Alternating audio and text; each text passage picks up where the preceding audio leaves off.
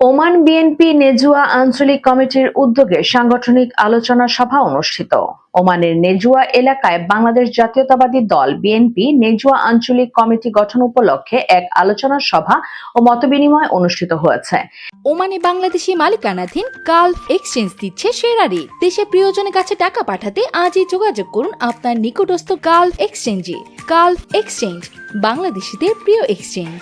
নেজুয়ার স্থানীয় একটি হলরুমে আয়োজিত উক্ত সভায় সবার সম্মতিক্রমে নেজুয়া আঞ্চলিক কমিটির সভাপতি প্রস্তাবিত আব্দুল হালিম, সিনিয়র সহ সভাপতি প্রস্তাবিত মোহাম্মদ মুবিন, সাধারণ সম্পাদক প্রস্তাবিত জামাল শরফি, সাংগঠনিক সম্পাদক প্রস্তাবিত আলমগীর, সিনিয়র সহ সাধারণ সম্পাদক প্রস্তাবিত ইঞ্জিনিয়ার আইয়ুবকে নির্বাচিত করা হয়।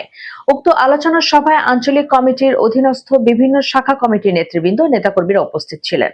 আলোচনা সভায় সংগঠনের কার্যক্রমকে আরো গতিশীল করা, তৃণমূল পর্যায়ে দলকে শক্তিশালী করা এবং প্রবাসী বিএনপির সাংগঠনিক ঐক্য সুদৃঢ় করার বিষয়ে আলোচনা করা হয়। নেতৃবৃন্দ দলীয় শৃঙ্খলা বজায় রেখে ঐক্যবদ্ধভাবে কাজ করার আহ্বান জানান।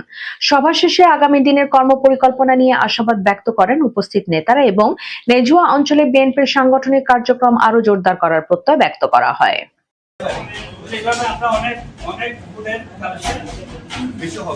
আমরা সবাই একটু দায়িত্ব মনে করছি, সবাই